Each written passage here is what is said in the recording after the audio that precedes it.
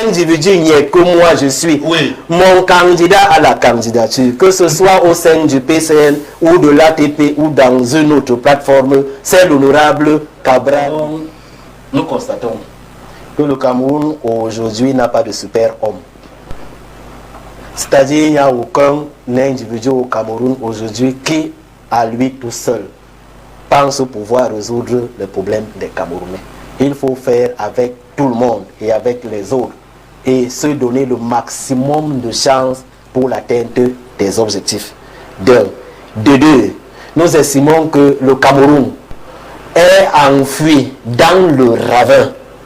C'est-à-dire, vous voyez un train qui déraille et il ne tombe pas à côté, il est dans le ravin. On a besoin de beaucoup de monde pour le sortir du ravin et le poser sur les rails.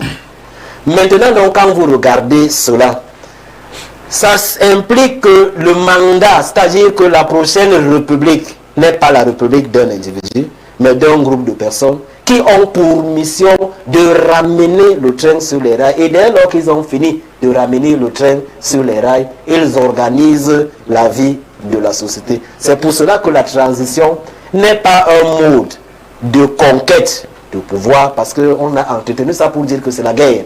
Non, il n'y a pas la transition pour conquérir le pouvoir. La transition existe. Le Minat la transition existe. Non, je vous ai dit que laissez-moi ce Minat quand moi je parle. Quand moi j'aime bien la Minat, je ne ferai pas ce type de choses. La transition commence quand le pouvoir est déjà entre les mains de quelqu'un. Et la transition consiste simplement à apporter les réformes. C'est-à-dire on consacre l'exercice du pouvoir aux réformes. Nous avons donc pensé, oui, nous au PCRN, puisque nous ne faisons pas le choix de Olivier Billet, mais le choix d'orientation du professeur Olivier Billet coïncide avec ce que nous faisons. C'est pour cela que nous lui avons dit que nous sommes favorables à cette perception. Asseyons-nous et voyons si on peut faire chemin ensemble. Donc pour nous en 2025, si vous voulez, si vous avez la scène, le problème aujourd'hui, on ceux-là qui prient tous les jours que tous ceux-là qui osent échouent. Quand vous êtes dans ce contexte, il y a un piège. Ça, les gens célèbrent les échecs des gens. Tout à fait. Ça, quand vous êtes assis ici, je vous dis, je n'ai rien contre vos collaborateurs, mais quand vous présentez l'émission, à 85%, les gens veulent que vous fassiez, je ne parle pas forcément d'eux, mais de vos concurrents.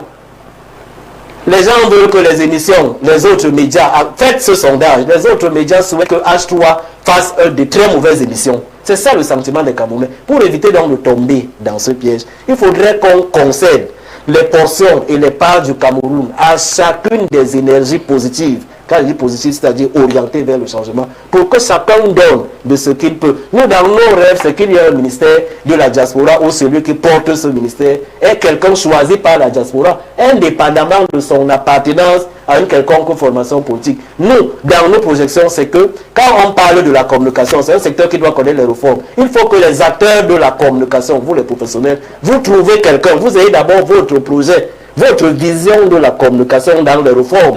Et vous choisissez qui peut incarner ça. Vous venez vous donner à la coalition. Donc il n'est pas exclu que vous avez déjà 35 ans, que vous soyez le président de la prochaine République. Parce qu'on va voir dans cette plateforme que vous êtes la personne, pas la mieux compétente, mais celle-là qui peut galvaniser. Parce que pour nous, ce n'est pas la compétence au Cameroun. Il faut quelqu'un dont le visage peut parler à tout le monde.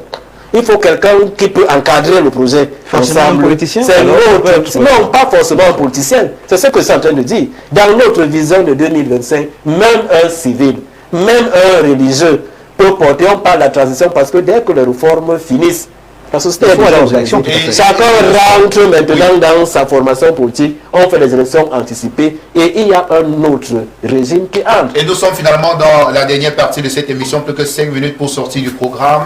Les élections sont prévues en 2025. On ne sait pas si les législatives et les municipales vont se tenir. En tout cas, mais une chose est sûre, la présidentielle aura lieu au mois d'octobre 2025. Le PCRN aura donc son candidat. Cabral, avez-vous déclaré sur ce plateau? Je ne sais pas si c'est ce que j'ai dit. Ah d'accord. J'ai dit que le candidat, lorsque l'élection sera convoquée, il y aura une session du bureau politique national qui va évaluer les candidatures et investir dans le candidat. Mais l'individu n'est que moi je suis. Mon candidat à la candidature, que ce soit au sein du PCN ou de l'ATP ou dans une autre plateforme, c'est l'honorable Cabral Libye, parce que je suis convaincu qu'il est aujourd'hui au Cameroun celui qui parle le plus au cœur des Cameroun.